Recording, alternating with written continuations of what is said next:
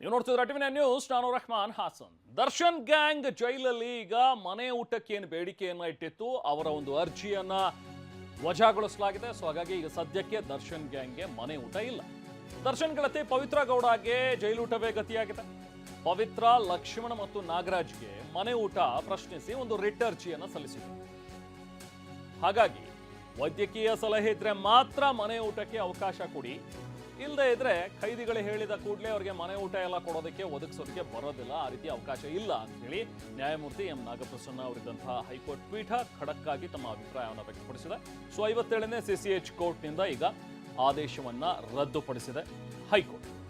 ಅಂದ್ರೆ ಈ ಮುಂಚೆ 57ನೇ CCH ಕೋರ್ಟ್ ಏನು ಒಂದು ಆದೇಶವನ್ನು ನೀಡಿತು, ಮನೆಯೂಟಕ್ಕೆ ಅವಕಾಶವನ್ನ ಕೊಟ್ಟಿತ್ತು. ಪವಿತ್ರ ಗೌಡ ಮತ್ತು ಲಕ್ಷ್ಮಣ್ ಇವರೆಲ್ಲರಿಗೂ ಕೂಡ ಮನೆಯೂಟಕ್ಕೆ ಅವಕಾಶವನ್ನ ನೀಡಲಾಗಿತ್ತು.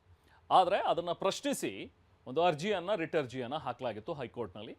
ಅದರ ವಿಚಾರಣೆಯನ್ನು ಕೈಗೆತ್ತಿಕೊಂಡಂಥ ನ್ಯಾಯಮೂರ್ತಿ ಎಂ ನಾಗಪ್ರಸನ್ನ ಅವರಿದ್ದಂಥ ಪೀಠ, ಖೈದಿಗಳು ಹೇಳ್ದಂಗೆಲ್ಲ ಅವರಿಗೆ ಸವಲತ್ತುಗಳನ್ನು ಕೊಡೋದಕ್ಕೆ ಬರೋದಿಲ್ಲ. ಒಂದು ವೇಳೆ ಏನಾದರೂ ಅವರಿಗೆ ಆರೋಗ್ಯ ಸರಿ ಇಲ್ಲ ಅಂಥೇಳಿ ವೈದ್ಯರು ಏನಾದರೂ ಅದಕ್ಕೆ ಸೂಚನೆಯನ್ನು ಕೊಟ್ಟರೆ ಆಗ ಅವರಿಗೆ ಮನೆಯೂಟ ಕೊಡ್ಬೋದು, ಇಲ್ಲಾಂದರೆ ಬೇಡ ಅನ್ನುವಂಥದ್ರ ಬಗ್ಗೆ ಅರ್ಜಿಯನ್ನು ಇತ್ಯರ್ಥಗೊಳಿಸಿದೆ. ಹೆಚ್ಚಿನ ಮಾಹಿತಿ ನಾವು ಪ್ರತಿನಿಧಿ ರಮೇಶ್ ನೀಡ್ತಾರೆ. ರಮೇಶ್, ಇವತ್ತು ನಡೆದಂಥ ಒಂದು ವಾದ ಪ್ರತಿವಾದದಲ್ಲಿ ಯಾವ ರೀತಿಯಾಗಿ ಅಂಶಗಳು ಹೊರಬಂತು? ಯಾಕಂದರೆ ಈಗಾಗಲೇ ಲೋಯರ್ ಕೋರ್ಟ್ ಕೊಟ್ಟಿತ್ತು, ಆದೇಶ ನೀಡಿತ್ತು ಅವರಿಗೆ ಮನೆಯೂಟ ಕೊಡಿ ಅಂತೇಳಿ. ಬಟ್ ಅದನ್ನು ಕ್ಯಾನ್ಸಲ್ ಮಾಡೋದಕ್ಕೆ ಇವತ್ತು ಹೈಕೋರ್ಟ್ ಏನೆಲ್ಲ ವಿಚಾರಗಳನ್ನು ಮುಂದಿಟ್ಟಿದೆ, ಏನು ನಡೀತು ಇವತ್ತು ಕಲಾಪ? ರೆಹಮಾನ್, ಈ ಹಿಂದೆ 57ನೇ CCH ಕೋರ್ಟ್ ಪವಿತ್ರ ಗೌಡ, ನಾಗರಾಜ್ ಮತ್ತು ಲಕ್ಷ್ಮಣ್ ಅವರಿಗೆ ಏನು ಮನೆ ಊಟಕ್ಕೆ ಅವಕಾಶ ಕೊಡಬೇಕು ಅಂತ ಹೇಳಿ ಆದೇಶವನ್ನು ಕೊಟ್ಟಿತ್ತು. ಮೊದಲಿಗೆ ಪ್ರತಿನಿತ್ಯ ಮನೆ ಊಟಕ್ಕೆ ಅವಕಾಶ ಕೊಟ್ಟಿತ್ತು. ಆ ನಂತರ ತಕರಾರು ಎತ್ತಿದ ಹಿನ್ನೆಲೆಯಲ್ಲಿ ವಾರಕ್ಕೊಮ್ಮೆ ಮನೆ ಊಟ ಕೊಡಿ ಅಂತ ಹೇಳಿ ಆದೇಶ ಕೊಟ್ಟಿತ್ತು. ಇದನ್ನು ಪ್ರಶ್ನೆ ಮಾಡಿ ರಾಜ್ಯ ಸರ್ಕಾರ ಮೇಲ್ಮನವಿ ಸಲ್ಲಿಸಿತ್ತು. ಇವತ್ತು ಹೈಕೋರ್ಟ್ ಒಂದು ಆದೇಶವನ್ನ ನೀಡಿದೆ. ಇದರಲ್ಲಿ ಕೆಲವೊಂದು ಮಾರ್ಗಸೂಚಿಗಳನ್ನ ಕೂಡ ನೀಡಲಾಗಿದೆ. ಇದರಲ್ಲಿ ಕೋರ್ಟ್ ಹೇಳ್ತಿರೋದೇನಂತಂದ್ರೆ, ಖೈದಿಗಳಿಗೆ ಮನೆ ಊಟ ಅನ್ನೋದು ನಿಷಿದ್ಧ ಅಲ್ಲ, ಆದ್ರೆ ಜೈಲಿನ ಕೈಪಿಡಿಗಳಿಗೆ ಅನುಗೋಸ್ಕರವಾಗಿ ಮಾತ್ರನೇ ಮನೆ ಊಟಕ್ಕೆ ಅವಕಾಶ ಇದೆ.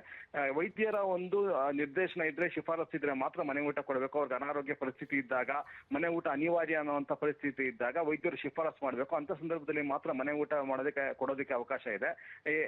ಸಹಜವಾಗಿ ಏನಂದ್ರೆ, ಇವರು ಕೈದಿಗಳು ಕೇಳಿದ ತಕ್ಷಣ ಮನೆ ಊಟಕ್ಕೆ ಅವಕಾಶ ಕೊಟ್ರೆ ಆಗ ಎಲ್ಲಾ ಕೈದಿಗಳು ಕೂಡ ಕೇಳ್ತಾರೆ, ಆಗ ಅಲ್ಲಿ ಏನು ವ್ಯವಸ್ಥೆ ಇರೋದಿಲ್ಲ, ಸುವ್ಯವಸ್ಥೆ ಇರೋದಕ್ಕೆ ಸಾಧ್ಯ ಆಗೋದಿಲ್ಲ. ಹೀಗಾಗಿ ಕೈದಿಗಳು ಕೇಳ್ತಾರೆ ಅನ್ನೋ ತಕ್ಷಣ ಮನೆ ಊಟಕ್ಕೆ ಆದೇಶ ಮಾಡೋದು ಸರಿಯಲ್ಲ ಅಂತೇಳಿ ಈಗ 57ನೇ CCH ಕೋರ್ಟ್ ಆದೇಶವನ್ನು ರದ್ದುಪಡಿಸಿದೆ. ಜೊತೆಗೆ ಇವತ್ತು SPB ಕೂಡ ಹೇಳಿದ್ರು, ಈಗ ನಾವು ಕೈದಿಗಳಿಗೆ 125 ರೂಪಾಯಿ ರೀತಿಯಲ್ಲಿ, ಅಂದ್ರೆ ಅಷ್ಟು ಏನು ಮೌಲ್ಯ ಇರುವಂತಹ ಊಟವನ್ನ ನಾವು ಜೈಲಲ್ಲೇ ಒದಗಿಸ್ತಾ ಇದೀವಿ, ಹೀಗಾಗಿ ಒಳ್ಳೆ ಊಟವನ್ನ, ಗುಣಮಟ್ಟದ ಊಟವನ್ನ ಕೊಡ್ತಾ ಇದೀವಿ ಅಂತ ಹೇಳಿ ಅವರು ಕೂಡ ಹೇಳಿದ್ರು. ಜೊತೆಗೆ ಕೋರ್ಟ್ ಏನ್ ಹೇಳಿದೆ ಅಂದ್ರೆ, ಈಗ ಜೈಲಿನಲ್ಲೂ ಕೂಡ ಒಂದು ಡಿಜಿಟಲ್ ಒಂದು ಪ್ಲಾಟ್ಫಾರ್ಮ್ ಕ್ರಿಯೇಟ್ ಮಾಡಿ, ಅಂದ್ರೆ ಕೈದಿಗಳಿಗೆ ಏನು ಅವಶ್ಯಕತೆ ಇದೆ ಅನ್ನೋದನ್ನ ರೈಸ್ ಮಾಡ್ಲಿ, ಅದಕ್ಕೆ ಇವರು ಜೈಲು ಅಧಿಕಾರಿಗಳಿಗೆ ಅದನ್ನ ಕಂಪ್ಲೇಂಟ್ ಮಾಡೋದಕ್ಕೆ ಅವರು ಕ್ರಮವನ್ನ ಕೈಗೊಳ್ಳಿ ಅಂತ ಹೇಳಿ ಸೂಚನೆಯನ್ನ ಕೂಡ ಕೊಟ್ಟಿದೆ. ಡೀಟೇಲ್ಡ್ ಆದಂತಹ ಆದೇಶವನ್ನು ಕೂಡ ಪಾಸ್ ಮಾಡಿದೆ. ಹೀಗಾಗಿ ಈಗ ದರ್ಶನ್ ಸೇರಿದಂತೆ ಇತರ ಆರೋಪಿಗಳಿಗೆ ಏನೋ ಒಂದು ಉದ್ದೇಶ ಇತ್ತು ಮನೆ ಊಟ ಮಾಡಬೇಕು ಅಂತ ಹೇಳಿ. ಯಾಕಂದ್ರೆ ನಾಗರಾಜ್ ಮತ್ತು ಲಕ್ಷ್ಮಣ್ಗೆ ಮನೆ ಊಟ ಬಂದ್ರೆ ಸಹಜವಾಗಿ ದರ್ಶನ್ಗೂ ಕೂಡ ಅದರ ಒಂದು ಲಾಭ ಆಗ್ತಾ ಇತ್ತು. ಆದ್ರೆ ಈಗ ಎಲ್ಲವೂ ಕೂಡ ನಿಂತೋಗಿರೋದ್ರಿಂದ ವೈದ್ಯರು ಶಿಫಾರಸು ಮಾಡಿದ್ರೆ ಮಾತ್ರ ಮನೆ ಊಟ ಸಿಗುತ್ತೆ, ಇಲ್ಲ ಅಂದ್ರೆ ಸಿಗೋದಿಲ್ಲ. ಹೀಗಾಗಿ ದರ್ಶನ್, ಪವಿತ್ರ ಗೌಡ ಸೇರಿದಂತೆ ಎಲ್ರಿಗೂ ಕೂಡ ಒಂದು ಹಿನ್ನಡೆ ಆಗಿದೆ ಇವತ್ತು ಕೋರ್ಟ್ನಲ್ಲಿ. Thank you Ramesh.